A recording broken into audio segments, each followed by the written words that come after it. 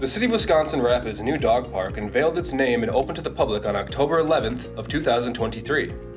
Rapids' Room to Zoom Dog Park, located on Saratoga Street near Midstate Technical College, consists of a 9-acre dog park for dogs of all sizes to run and play, and a 1-acre small dog park section located near the parking lot. The park is owned and operated by the city to ensure its longevity. I think the biggest benefit for the community in this park is giving the chance for dogs to run around freely, not worrying about them. It's an off-leash park, and also just bringing the community together. People are going to make friends out here, and I think that's going to go a long ways. I was talking to our Park and Rec supervisor, recreation supervisor, and she was talking about how we don't have a dog park, and so through those discussions it was decided that, and I agreed that a community our size really needed a dog park. And so this conversation started at that point. We started meeting after I got elected mayor. We started meeting internally, trying to find a location because, you can find a little spot of land and throw a dog park on it, but we kind of wanted to have a nice dog park, a dog park that was large enough to accommodate a lot of dogs and large enough to accommodate any activities in the future, maybe an agility contest. And then we also talked about wanting to find a space for a small dog park, whether it be on the same campus or somewhere else. And ultimately, we came up on this spot. We had some of the parcels were in Grand Rapids, some were in the city.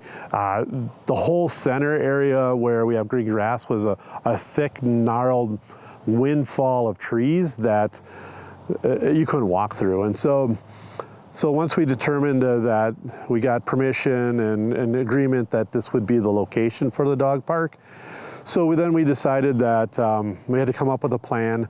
And actually through right behind me here, there was an old creek. So this was a big, deep gully all the way through here where a creek used to run. And so we worked with the DNR, and they said that we could ultimately fill it in after they came and took a look at it. It's been dry for a very long time. And so we filled it all in.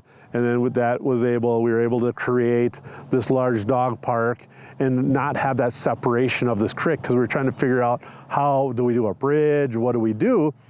And so once we were able to fill that in, we knew we had a space for a large dog park, and then ultimately a small dog park as additional space on this area. And so, we combined it all together into one piece of property, and then our Park and Rec Commission approved allocation of the funding through room tax dollars, which they allocated up to $130,000 to do this whole project. This isn't Rapids' first dog park, though. The city had a dog park located near the southeast corner of 17th Avenue that was closed down in August of 2019 due to a lease agreement issue. What do locals think of the return of a dog park in the city?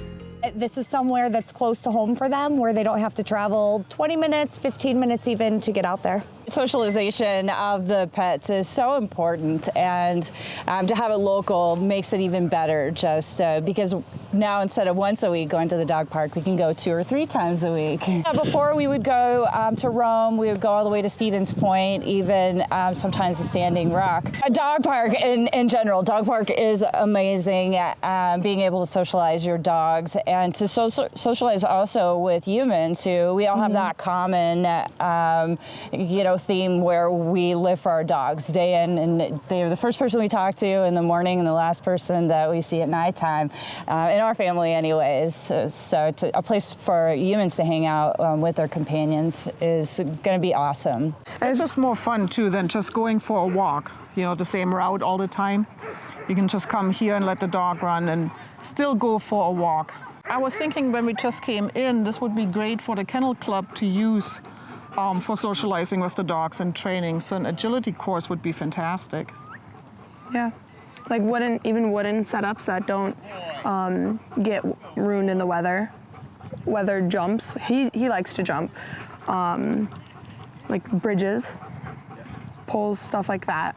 It's very important to socialize dogs, especially at a young age. And if you can't get to them at a young age, to socialize them when they're older, for many, many reasons. The creation of the park was over a year in the making, from legislation and tree brush clearing to fence installation. The park will also feature clean water for dogs to drink in 2024, offering thirsty dogs a way to wet their whistle. And that's not all the dog park has planned. The city is open to partnerships with locals and organizations wishing to bring in new features like dog agility courses and seating. You know, I guess in my mind, having a dog agility area would be a nice addition. I envision probably maybe a pavilion with some picnic tables in it.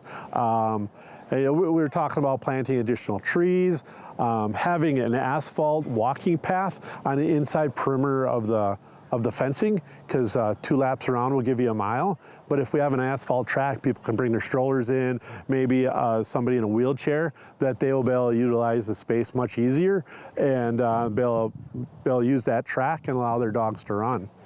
I think, yeah, I think there's endless opportunities here that can be done. And I think it's really up to the imagination of the users. You know, we don't really have a master plan yet for this park, but I know we've been talking about it'd be great to get an agility course here, a nice open shelter pavilion type thing where we could put picnic tables under. I know we've talked about too, if we did do some type of asphalt path that goes around the entire park, so this way in the wintertime we can plow it for people to walk around and actually have their dogs, you know, walk with them. The leash cutting on October 11th offered the public a chance to be a part of the affairs, with a high turnout for the event. The dog park is a creative way to grow a sense of place and a belonging for our residents. It provides space for community connections, fitness, and appreciation of nature. My goal, creating a large municipal dog park, couldn't be accomplished without the support of city staff. It's our street department, our parks department, our engineering department who did some design work. Midstate helped us initially design the parking lot. We used some of their students over there so to get them involved.